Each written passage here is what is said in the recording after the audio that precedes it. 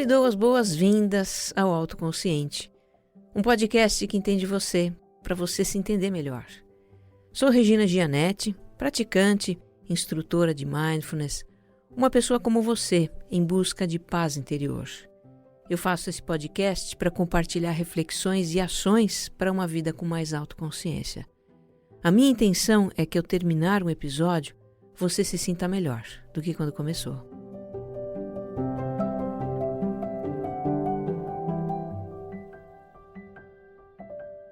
Gente, eu dei uma mancada no episódio anterior sobre feedback e recebi o feedback de um ouvinte, o Jefferson. Ele gentilmente me lembrou que a cidade de Chapecó é em Santa Catarina, claro, e não no Rio Grande do Sul, como eu falei no episódio. Pois é, eu cometi esse ato falho com os catarinenses, com os chapecoenses. Onde é que eu estava com a cabeça, né? Me perdoem. E eu agradeço a você, Jefferson, pelo feedback assertivo.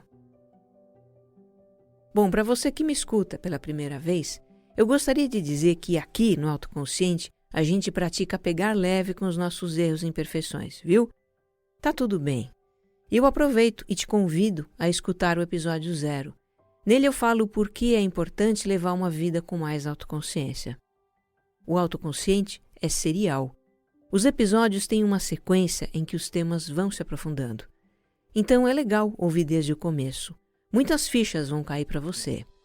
Vai lá também no meu Instagram para ver as referências de conteúdos que eu cito nos episódios, para você ir ainda mais fundo. Me encontre como regina.gianetti ou como Você Mais Centrado. E se gostar do que vai ouvir aqui, compartilha, viu? Com seus amigos, nas redes sociais, nos grupos de WhatsApp. Vamos espalhar boas vibrações por aí.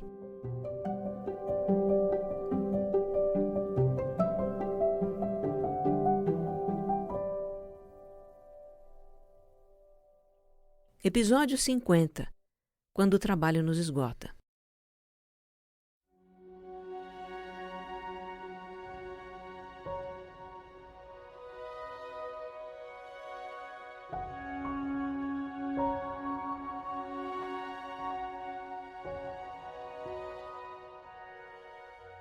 Estamos trabalhando muito. Neste mundo pós-globalizado, competitivo e hiperconectado, virou lenda a jornada de 8 horas diárias, como reza a lei. Vivemos mais ligados no trabalho do que nunca, tirando o atraso dos e-mails em casa, depois do jantar, adiantando na cabeça as tarefas do dia, antes mesmo de pisar fora da cama. Preocupações com o trabalho não respeitam finais de semana nem férias. Aparecem quando eles bem entendem, nos acompanham ao banheiro, à praia, ao cinema. Estamos cansados. E se lhe conforta saber, não acontece só com você. Uma pesquisa do Ibope apurou que 98% dos brasileiros se queixam de cansaço físico e mental. A pesquisa é de 2013 e, sinceramente, eu não vejo mudança nesse cenário, com tudo o que anda acontecendo no Brasil, no mundo, nos últimos tempos. Vivemos na sociedade do cansaço, como diz o filósofo sul-coreano Byung-Chul Han. Ele escreveu um ensaio sobre o assunto, e eu vou compartilhar algumas ideias dele com você daqui a pouco. Mas enfim, este cansaço que a gente luta para combater, que a gente até se culpa por sentir, esse cansaço, em algumas circunstâncias, pode se acumular ao longo do tempo e chegar ao extremo do esgotamento. Nesta situação de esgotamento, a mente fica tomada pela constante preocupação com o trabalho e o corpo entra em exaustão. E olha, isso não é incomum.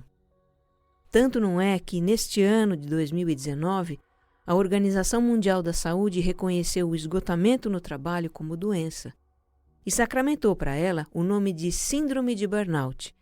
Essa expressão do inglês burnout significa queimado, esgotado, exaurido. A síndrome de burnout é uma doença ocupacional, quer dizer, estritamente ligada ao exercício profissional.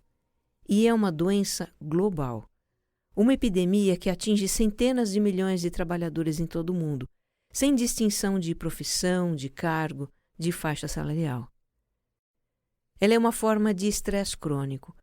Um estresse, portanto, que não é pontual, que não é de um momento nem de uma fase, é um estresse continuado, prolongado. Quais são os sintomas característicos da síndrome de burnout? São um cansaço físico constante, que não passa com uma noite de sono, não passa no final de semana, é um grande esforço levantar da cama de manhã. Um estado de preocupação e tensão emocional que não dá trégua, uma sensação de não estar fazendo o suficiente no trabalho, dificuldade de concentração até para as tarefas mais simples, falta de vontade para se cuidar, para estar com a família, com os amigos, para fazer as coisas de que se gosta, ansiedade, dores no corpo, negativismo, pensamentos de que nada vai dar certo, nada vale a pena. Os sintomas são parecidos com os da depressão, mas as causas são diferentes e os tratamentos também. Somente psicólogos e psiquiatras estão habilitados para diagnosticar corretamente a síndrome de burnout. No Brasil, eu fiquei impressionada com esse dado. No Brasil, se estima que a síndrome de burnout atinja 30% dos trabalhadores. Esse é um dado da ISMA, uma Associação Internacional de Controle do Estresse. No ranking mundial do esgotamento no trabalho, o Brasil está em segundo lugar. E o primeiro lugar é o Japão, que, aliás, é um ponto fora da curva. No Japão, 70% da população apresenta sintomas da síndrome de burnout. Lá é comum as pessoas extrapolarem a jornada de trabalho, trabalhar até o dobro de horas que se deveria. Tem fatores culturais ali que acabam favorecendo o esgotamento. É muito forte na cultura japonesa o senso de lealdade, de esforço, de honra. As pessoas vão literalmente até as últimas consequências nas coisas. Todos os anos acontecem centenas de casos do que os japoneses chamam de karoshi, morte súbita por exaustão no trabalho. É muito triste.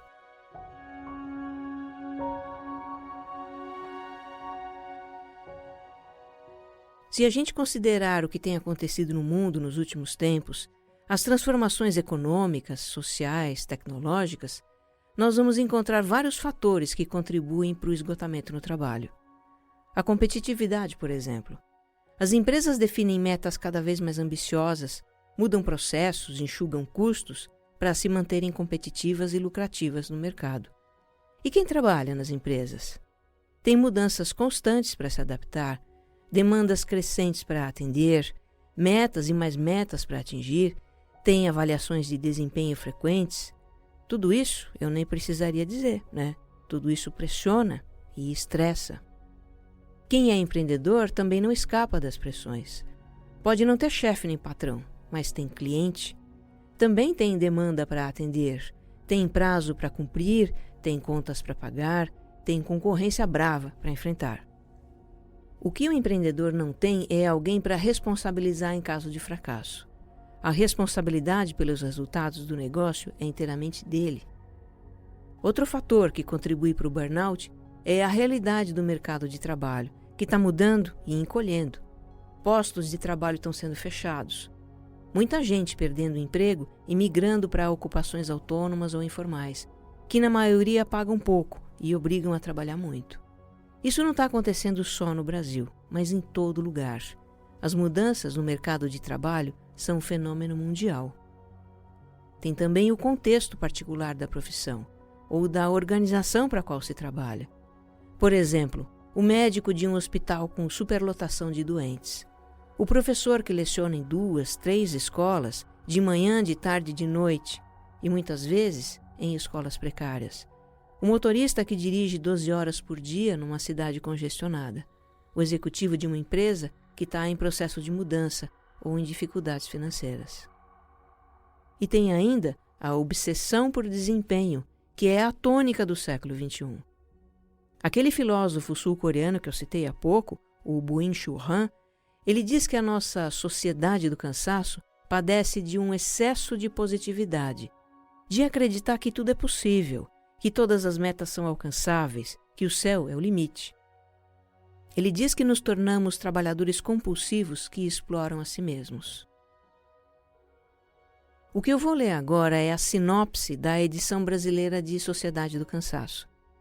Diz assim: as pessoas se cobram cada vez mais para apresentar resultados. tornando-se elas mesmas vigilantes e carrascas das suas ações. Numa época em que poderíamos trabalhar menos e ganhar mais, a ideologia da positividade opera uma inversão perversa. Nos submetemos a trabalhar mais e receber menos. Essa onda do eu consigo e do yes we can tem gerado um aumento significativo de doenças como depressão, transtornos de personalidade e síndromes de hiperatividade e burnout. É uma chacoalhada esse ensaio do Chulhan. Para quem quiser entender como está funcionando o mundo, vale a leitura. Livro de filósofo sabe como é, né? Não é fácil, nem tem final feliz. Mas faz refletir e também explica muita coisa. Esse autor, ele disseca o modo de pensar, o modelo mental que impera hoje no mundo e que produz o que ele chama de infarto da alma. Essa mistura de exaustão com falta de sentido que é tão comum em nós. Mas entender não é tudo, né? A gente também precisa olhar para tudo isso com autocompaixão e fazer o que tiver ao nosso alcance para não nos deixar esgotar, para não nos deixar adoecer. Por isso, eu vou compartilhar com você algumas histórias de pessoas que passaram por uma situação de esgotamento profissional, ou chegaram perto disso, que tomaram consciência de como estavam se relacionando com o trabalho, como estavam se relacionando com elas mesmas e escolheram fazer mudanças. Talvez você se identifique com algumas dessas histórias e possa refletir sobre a sua própria. Talvez você se sinta encorajado a também fazer mudanças.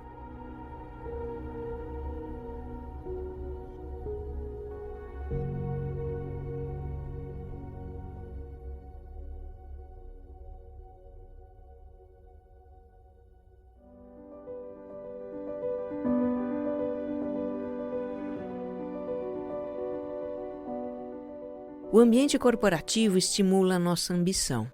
Se superar, se destacar, ser promovido, ter sucesso, é legítimo desejar isso, tá tudo bem. Mas isso pode ser um combustível altamente inflamável para o burnout se a gente não se colocar alguns limites. Essa é a história do Wellington, que hoje mora em São Paulo. O Wellington saiu da sua pequena Paraisópolis, de Minas, com o sonho de trabalhar num escritório chique, com ar-condicionado, e realmente arrumou um emprego assim, na área de tecnologia de informação.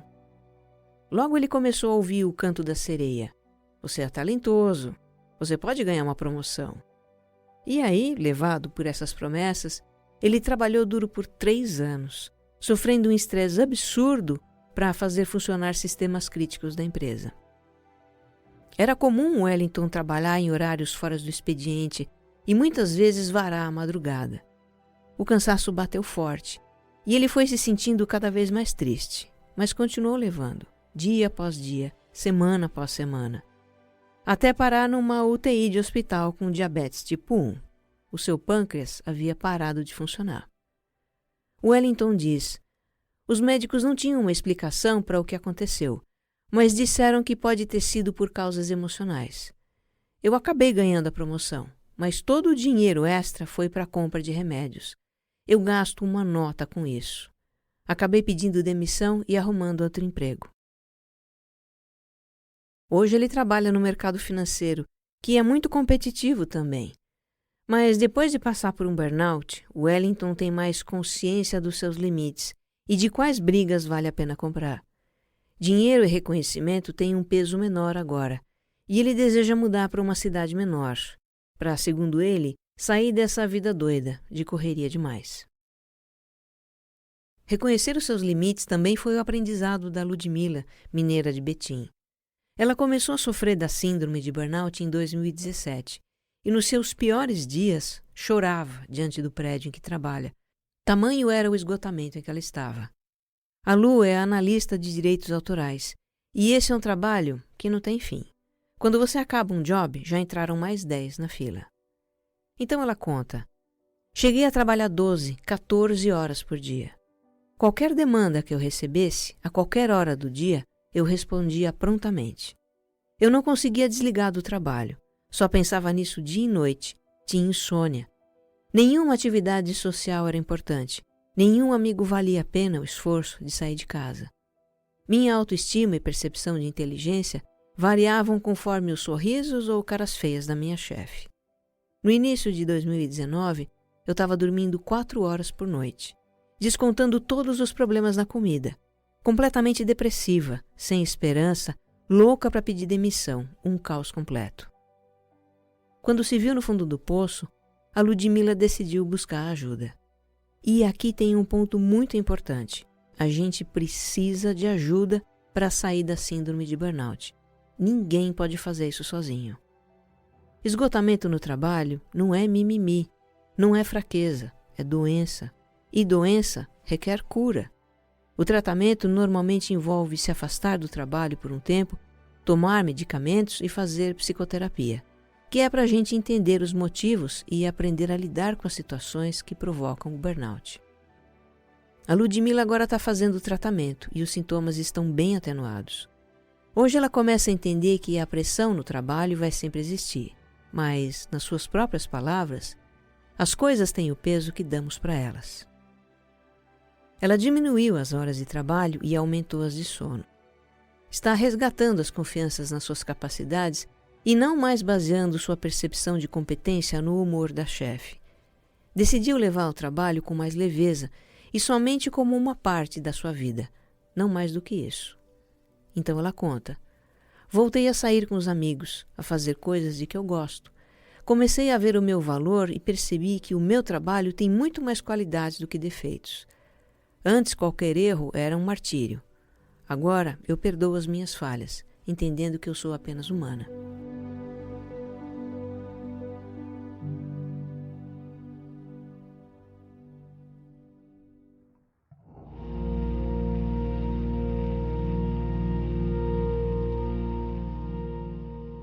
Infelizmente, alguns ambientes de trabalho são muito tóxicos. Ambientes em que se usa o medo para mobilizar as pessoas e fazê-las produzir. A Aline, de São Paulo, passou por um lugar assim. Ela se sentia depreciada e se esforçava ao máximo para manter o emprego, até que tudo desmoronou. A Aline trabalhava em uma agência de publicidade com um clima péssimo, onde o trabalho feminino era desvalorizado. Ela conta: em algum momento percebi que o que eu fazia não era o suficiente. Eu tinha que fazer mais, ficar mais tempo na agência, virar mais noites. Ganhava metade do salário de um homem na mesma posição que eu. Cheguei ao ponto de achar que eu era uma profissional péssima e deveria agradecer por aquele lugar me querer. O dono da agência, inclusive, me falava isso. E eu apenas chorava. Tinha contas para pagar e aquele era o único lugar que me queria. Ela foi se aguentando no emprego, se sobrecarregando cada vez mais. E a gota d'água foi quando prometeram uma mudança de função para a Aline, mas acabaram colocando outro na vaga. Ela teve um colapso, dores no peito, não conseguia respirar. Teve que se afastar do trabalho, fazer tratamento e até hoje toma remédios para ansiedade. Mesmo insegura sobre a sua competência, ela decidiu procurar outro trabalho. Demorou para começar a mandar o seu currículo por aí, porque não achava que ele fosse bom. E, para sua surpresa, nas entrevistas de emprego, recebeu muitos feedbacks positivos, muitos elogios para os trabalhos que ela mostrava no seu portfólio. Foi aí que a Aline começou a acreditar que ela era boa no que fazia. Trabalhar num ambiente tóxico colocou a Aline numa espiral de auto-julgamento que acabou minando a confiança nela mesma. É uma pena que ela tenha sofrido tanto até se dar conta disso. Mas o que importa é que ela aprendeu a se valorizar. Hoje ela está em outra agência, o clima é bom e o chefe a trata com respeito. Mas ela não planeja ficar ali por muito tempo. A Aline concluiu que o seu desejo e o seu maior talento é trabalhar com desenho e audiovisual. E apesar de ainda tratar de ansiedade, ela se sente mais segura, está confiando mais nela mesma e se preparando para uma transição de carreira. Pois é, o medo de ficar sem trabalho, ainda mais quando arrumar emprego não está fácil, pode fazer a gente se aguentar numa função que nos desgasta, até o limite do esgotamento. Mas será que isso justifica sacrificar a nossa saúde física e mental? Foi esse o questionamento da Camila, uma brasileira que hoje mora em Cork, na Irlanda. Surgiu para Camila uma vaga num call center de reservas de hotéis. Ela precisava urgentemente de trabalho e aceitou o emprego. Mas já no treinamento para a função, sentiu que não ia gostar muito. Mas foi em frente. A equipe era bacana, ela logo se enturmou e não dava para abrir mão do salário. Só que dali por diante, a ansiedade se instalou na sua vida. E ela lembra: eu, controladora, sofria de pensar na próxima ligação que ia atender. E se fosse alguém bravo, mal educado, alguém que eu não entendesse direito? Olha, eu vi muito cliente grosseiro falar bobagem. Me angustiava com cada ligação que entrava e o número de chamadas só aumentava dia após dia. A Camila sentia ansiedade, desânimo, tristeza, palpitações. Teve desidrose, uma doença dermatológica. Aparecem bolhas na pele, vermelhidão e coceira. A desidrose é muito incômoda e associada ao estresse crônico. Ela trabalhava já há 1 ano nesse call center e tinha consciência de que a situação estava sugando a sua energia e comprometendo a sua saúde. Mas não era fácil de aceitar isso, né? Dava um sentimento de culpa e incapacidade. Um dia, a caminho do trabalho, a Camila foi parada na rua por um estranho. E ele disse algo como: "Sorria, por favor." E ela desatou a chorar, por sentir que não conseguia sorrir, que havia chegado ao seu limite. Na época, ela e o marido estavam mais estáveis financeiramente e a Camila decidiu deixar o emprego. Depois disso, ela experimentou trabalhar com recrutamento e seleção, mas não se adaptou. E dessa vez saiu rapidinho. Não funciona a gente se forçar a trabalhar com algo que nos desgasta, não é? Esse foi o aprendizado que ficou para Camila. Hoje ela tem um trabalho mais administrativo, mais compatível com o seu perfil. E está tudo bem.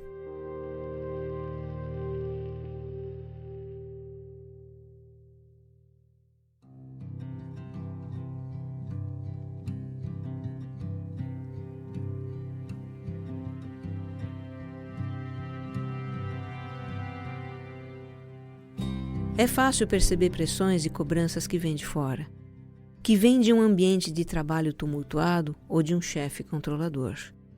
O que nem sempre a gente percebe são as pressões e cobranças que vêm de dentro, de nós mesmos.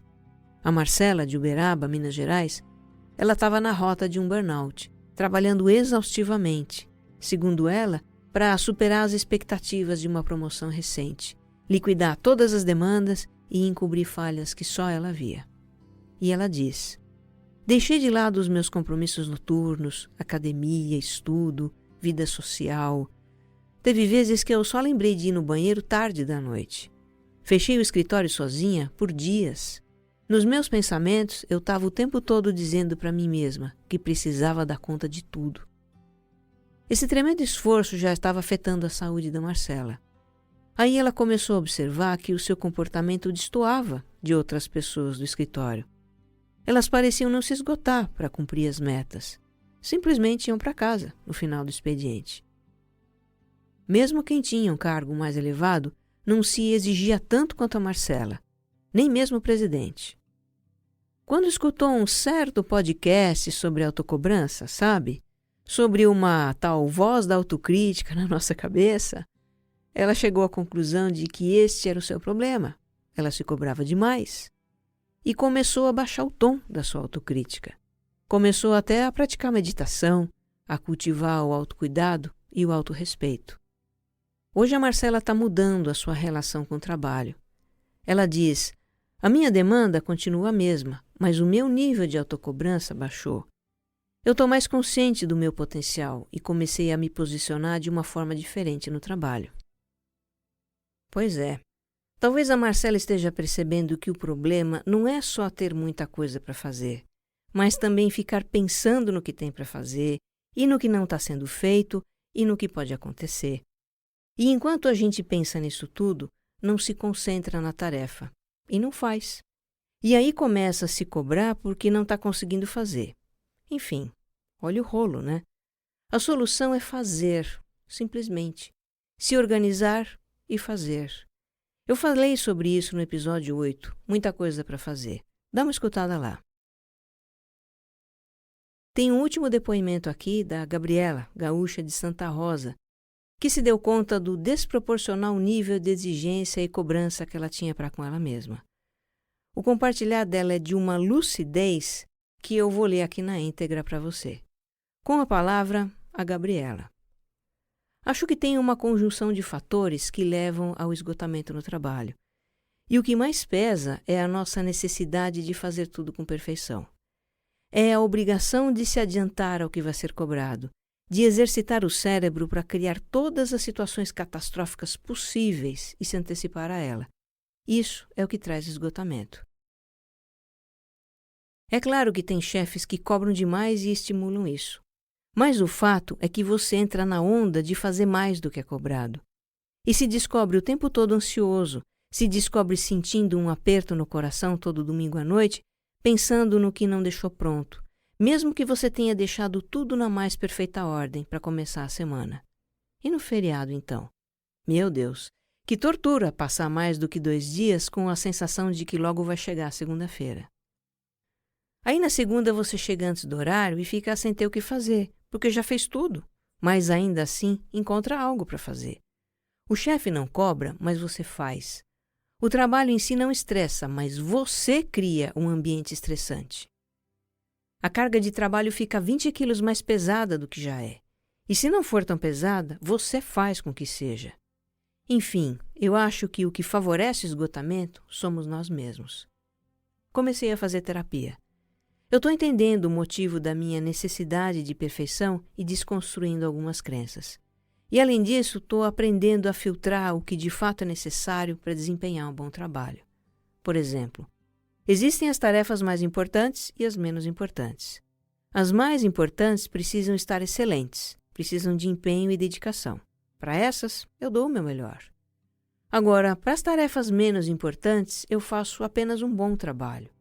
Se eu olho para uma tarefa e penso que eu aceitaria aquilo como bom de um funcionário, ela está pronta, sem estresse. Para isso eu preciso confiar no meu julgamento. E entra aí também eu acreditar que sou uma boa profissional. Não é fácil e também não é sempre que funciona, mas aos poucos eu tenho notado algum resultado.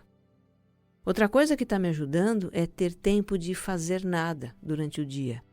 Um momento em que eu me permito não ter obrigações e nem me sentir culpada por não estar estudando, trabalhando ou desempenhando qualquer tarefa útil. Isso ajuda a passar os fins de semana sem pensar tanto na segunda-feira. Assinado, Gabriela.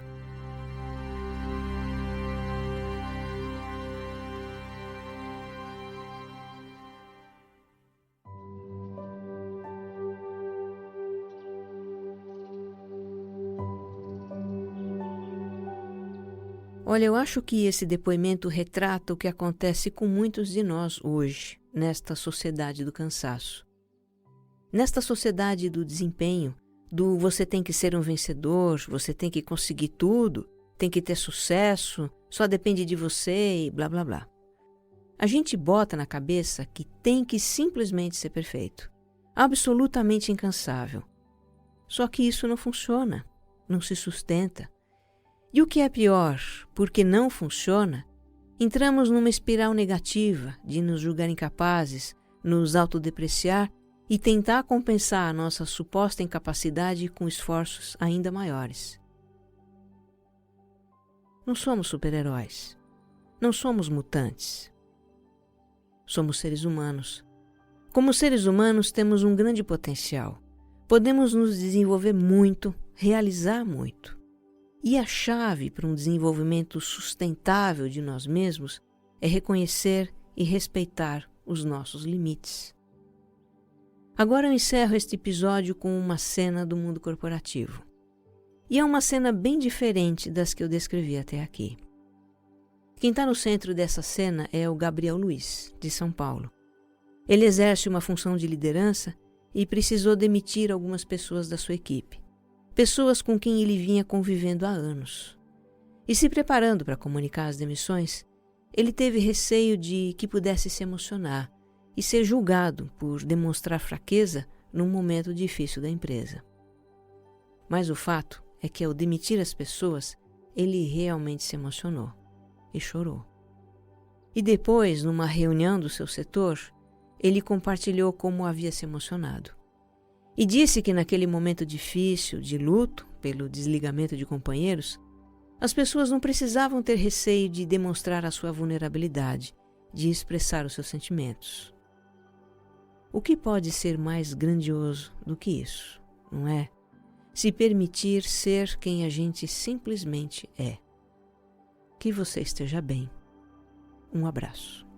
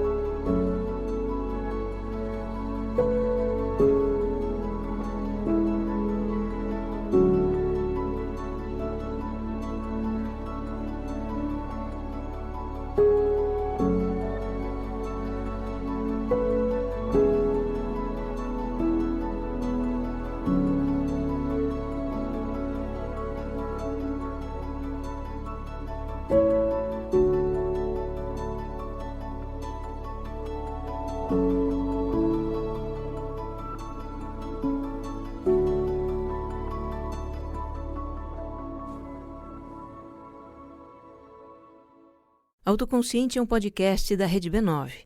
Roteiro e apresentação de Regina Gianetti.